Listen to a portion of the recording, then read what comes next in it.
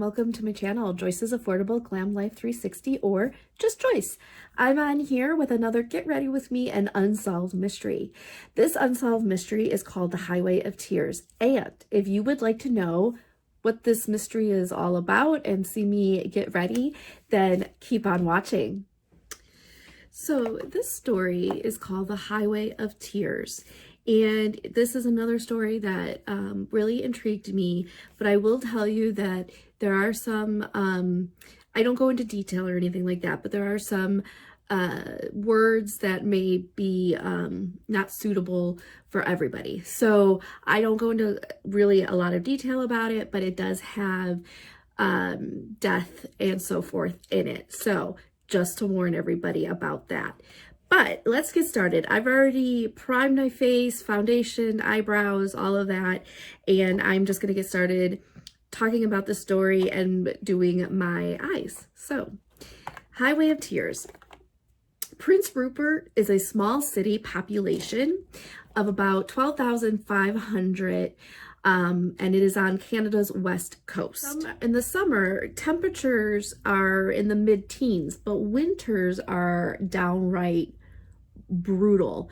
They can dip well below freezing, and it is a transport and shipping hub for British Columbia's north coast. It also receives less sunshine than any other place in the country, but there is more of a newsworthy, there's more to it than that, and that's where we get into the Highway of Tears. So it's Highway 16. And this is a colossal stretch of road that winds about 724 kilometers through the Canadian wilderness. And it goes towards the city of Prince George to the west.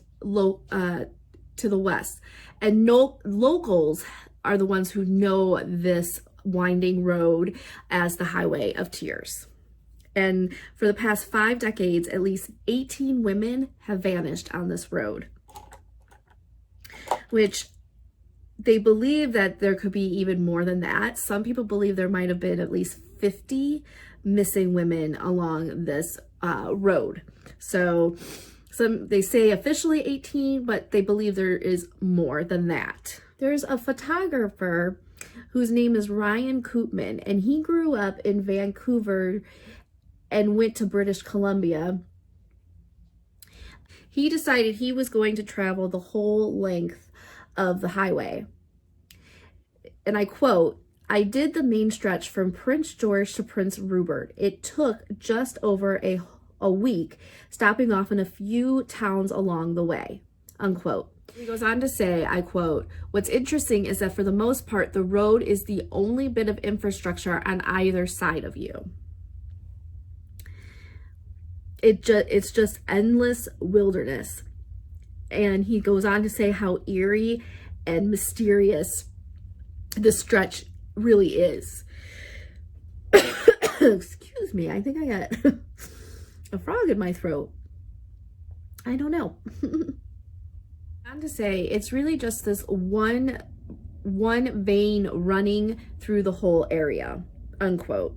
The Highway of Tears is a section of the larger Trans-Canada Yellowhead Highway, and despite its dark past, it remains a lifeline for the towns it connects in western British Columbia, many of which, like Prince Rupert, have large indigenous populations. If things were different, it is not hard to imagine how the area could seem idyllic, could seem like this beautiful stretch of road with the trees, and you know, there's pictures, and maybe I'll find some pictures to insert in this video, but I don't know for sure, but if I can find the pictures that I saw, it is really a beautiful area. I mean, it's practically, there's nothing around you except the road and the trees and the scenery, and it would be beautiful if it didn't have this history surrounding it. Vast empty stretches of highway are indications of the area's more sinister reputation. There are signs warning you, and one sign says killer on the loose. And then the other sign says hitchhiking, is it worth the risk? So, I mean, for the highway to have those signs up, you know there's an issue, right? And then it's like, would it deter people? It doesn't seem that way, but you would think it would deter people from hitchhiking, but it didn't. And it's probably because a lot of times people don't think it's gonna happen to them. And I have to tell you, like, when I was younger, I didn't think anything of it. I didn't think things would happen the way I think now. You know, anything could happen. Koopman goes on to say that for the people who live there, everyone's lost someone to the highway. And it's not only the victims on the highway of tears, but many people have also lost people to roadside accidents or simply have gone missing. They went missing and never found. Goes on to say there's a whole culture around the road because it's the only way to get from one place to another. It's such a crucial part of life. Even if you grew up with it, it has a strange value, unquote. The Highway of Tears begins in the autumn of 1969. Gloria Moody was a 26-year-old mother of two from the nearby town of Bella Coola. Bella Coola actually translates to stranger, which this is the local, which is the, it's called I'm going to insert the name of what the language is because I won't say it right. It sounds like Heidelusk, something like that. So I'm going to insert that in the video because I don't want to get it wrong. And it's which is the local language for the indigenous people. She was looking forward to a weekend away with her parents and brother when she went missing. Her badly beaten body was later found by hunters on a cattle trail. Her murder remained unsolved for almost 30 years when, in 1998, a local police officer visited the family to give them their only update on the case. There were 3 main suspects to the crime. By then, they were all dead, so the killer has never been found. So a second alleged victim came a few months later in 1970. Michaeline Pear was 18 when she accepted a ride from 2 women who dropped her off at a ranch. Her body was found in August, and it was found 21 kilometers away from the ranch. Like Moody, she had been badly beaten, but it also appeared that she had been sexually assaulted. So over the next 4 decades, the Highway of Tears added a string of young victims. 2 women, both 19 in 1973, 2 the following year, and another one 4 years after that.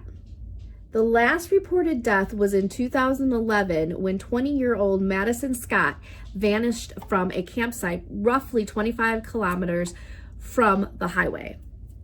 Despite a reward for $100,000 from the family, the whereabouts of her are still unknown, of Madison. So even though there's a reward out there, she is still missing, and it's unknown where she could be. There is only one Highway of Tears cases that has been solved.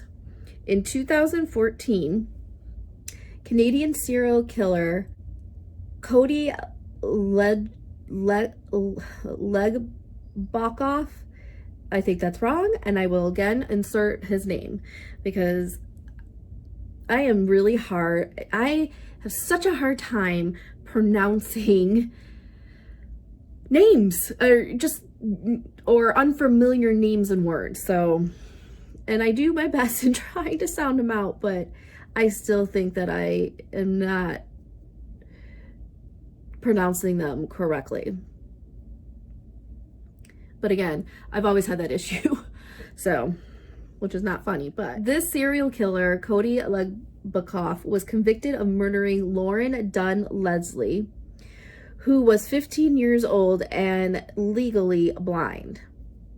She disappeared from an area near the highway in 2010. Her body was found near a remote logging road. Canadian authorities also suspect American serial killer and rapist Bobby Jack Fowler, which I have heard of him. I don't specifically know the whole story, but I have heard of him, and it may be from Bailey Sarian, who does true crime, Getting Ready With Me and True Crime, so it may be her that I heard it from, but I'm not sure. But I also think they were in the news too, so I don't know for sure where I heard it, but I have heard of it. They believe that Fowler may be responsible for at least a dozen of the murders.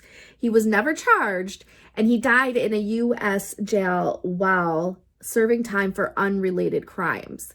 There is also the fact that at least 3 of the murders occurred after his death. So they could probably link him to some, but not all. So they can't say that he committed all these murders and it's been solved and so forth. In 2016, Staff Sergeant Wayne Cleary, head of the Royal Canadian Mounted Police, they abbreviate the Canadian Mounted Police as RMCP, and the police probe into the Highway of Tears, admitted he had little hope of a positive outcome. Perhaps they'll never be solved, he says. He also said that that's the reality, and that's what I tell the families, which is sad because these families are looking for closure and they can't get any because no one really has a lead or suspect of what has happened to them. The victims of the Highway of Tears share traits beyond the general location in which they were lost. They were all in their teens or early 20s. They were all female, and many of them were hitchhikers. At least half of the victims were also Indigenous Canadians. It is for this reason that the Highway of Tears is not merely the setting of these individual cases of heartbreak, but has also come to symbolize the issues facing Aboriginal women in Canada as a whole and their struggles to be treated fairly. That I got, that's a quote from GQ magazine. So to reference them, that's what they said. 2005, the RCMP launched Project E Pana, and Pana was the Inuit god who oversaw souls in the afterworld, tasked with re-examining the 18 Highway of Tears cases. So the project, at its height, it received millions of dollars. So at the beginning, it received millions of dollars in annual funding and employed 70 investigators. The resources have since dwindled over the years. As of 2016, 8 investigators were left on the case. So they went from 70 to now 8. The history of violence towards Indigenous people, particularly women, is a long one in Canada. This is explained by Koopman. The Highway of Tears has been such an ongoing phenomenon in this one stretch of the country for more than 50 years, unquote. Stephen Harper was the Prime Minister of Canada from 2006 to 2015. Unlike his successor, Justin Trudeau, he was seen as reluctant to act on the issues affecting the country's Indigenous population, insisting, quote, "The issue has been studied to death." So this is Trudeau. This is what he was telling a TV interviewer in 2014, that launching a fresh inquest into the murders isn't really high on our radar. There has been one major review into missing and murdered Aboriginal women in Canada through the 2014 RMCP investigation. it didn't focus solely on the Highway of Tears cases. The results were striking. The report examined cases between 1980 to 2012 and found that a total of 1,181 Aboriginal women had disappeared or been murdered in Canada. So not just the Highway of Tears, this was in total across Canada. Just under 20% of the cases still are unsolved. The Native Women's Association of Canada has estimated the number of cases could be as high as 4,000. With little direct action from authorities, many of the families of the missing or murdered looked to retired RCMP detective turned private investigator Ray Mikako. Again, I will insert that name because I don't think I'm saying it correctly. For over a decade, he spent his own time pursuing causes of those lost on the Highway of Tears, earning the trust of locals and the annoyance of police forces who warned Mikako he could be charged with obstructing justice. I'm disappointed some of the cases haven't been solved, he said in 2015. I'm stubborn, I'm not a quitter, and I like to help people. Mikako published a book on his investigations, Obstruction of Justice, The Search for the Truth on Canada's Highway of Tears, which points the finger at local police for failing to properly investigate the cases. Sadly, Mikako passed away in 2017, and he placed the hopes of the victims' families for finding the truth back in the hands of the local authorities. Indigenous people make up 5% of the Canadian population. Their communities have suffered higher rates of poverty, incarceration, mental health issues, suicide, and unemployment. In 2014, almost a quarter of Canadian murder victims were Aboriginal. In the run-up to the 2015 Canadian federal election, Liberal Party leader Trudeau made violence affecting Aboriginal women a key tenet of his campaign. He says, the victims deserve justice, their families a chance to heal and to be heard. He also said in his speech, we must work together to put an end to the ongoing tragedy. In late 2015, Trudeau announced an official inquiry into the cases of missing Indigenous women, including the 18 that were lost on the Highway of Tears. The investigation received more than $50 million in funding, and it was to examine cases of police misconduct. The misconduct, it's been a long-standing complaint of the Aboriginal or the Indigenous communities in Canada. He wanted to investigate if these complaints are actually true or not. This is huge, said Dawn Lavelle Harvard. She is the president of the Native Women's Association of Canada. We cannot ignore the fact that many family members and survivors of violence do not feel like they were treated respectfully or fairly by the justice system. Despite the warnings and dangers of hitchhiking, Koopman says the lack of infrastructure in the area leaves locals with little choice. It's still common to see women walking across the totally isolated stretch of highway, he says. It was surprising, but if they don't have a car and can't afford to drive, at some point, I think they don't have a lot of opportunities. Since 2016, local communities have been calling on the government to offer public transport in the area, to cut down on the hitchhikers. In June of 2017, the pleas were answered when 2 bus routes began their first trips along the highway. It's a start, said Tribal Chief Terry Taki, who lost a cousin on the highway in 1994. There needs to be more committed resources placed for the long term. It has been years since the last disappearance along the Highway of Tears, and locals worry the killer or killers could still be out there.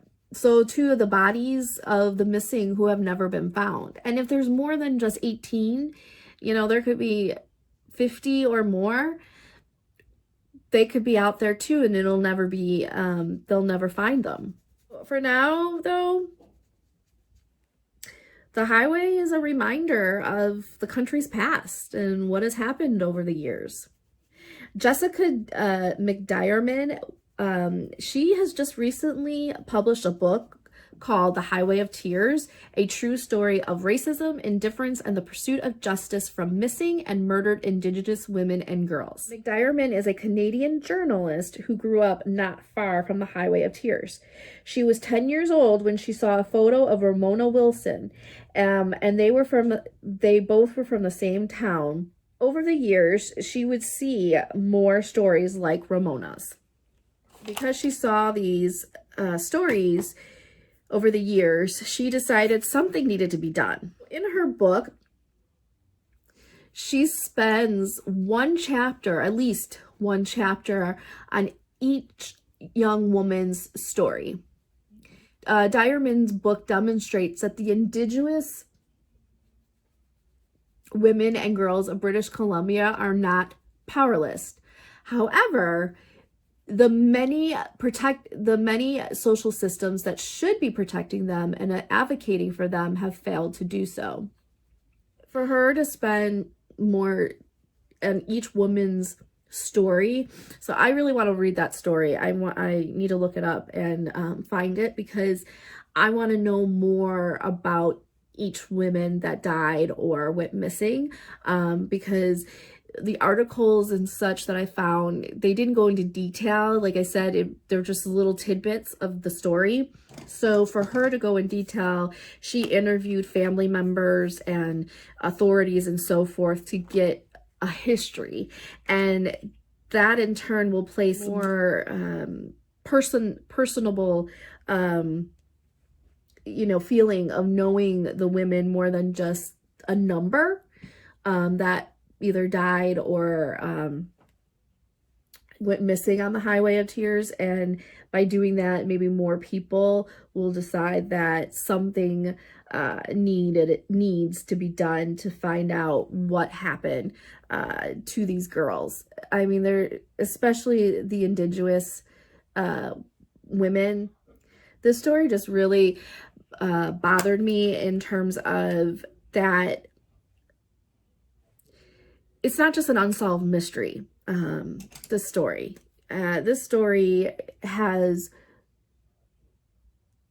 is political.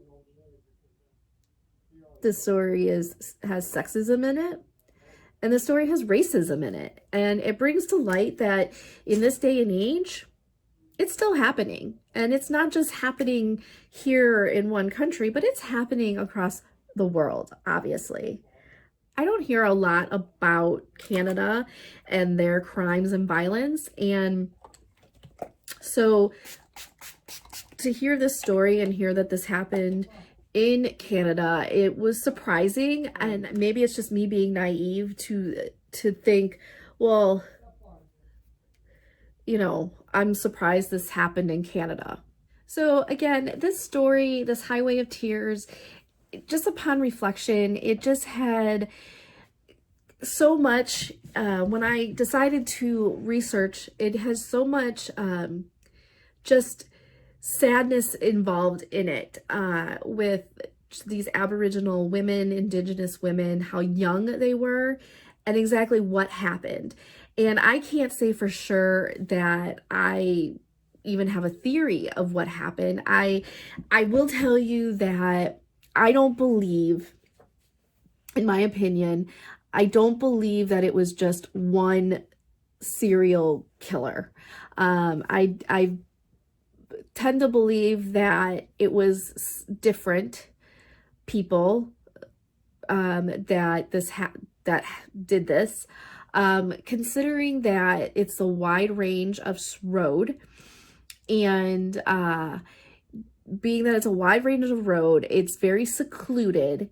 They're hitchhikers, so someone driving by picks them up. But then again, you think, oh, is it one person or maybe a couple of different people, because of the fact that this stretch of road was so secluded that no one would see them, and the young women, and the theories can go either way. Comment below and just let me know if you have any ideas that what might have happened to these women, even if you have any knowledge firsthand of the story, if you're from Canada, so forth, and an update, if there is any updates about this story, the Highway of Tears. So like I said, McDiarmid, she just recently put this book out about Highway of Tears, and I am really interested in getting a hold of it and reading it and seeing what she has to say in the book. If you enjoyed this video, this Get Ready With Me and Unsolved Mystery, please give me a thumbs up. It helps me out. If you are subscribed to my channel, I thank you from the bottom of my heart for your love and support. If you are not subscribed to my channel, will you please consider subscribing? And I will see you guys in the next one. Take care.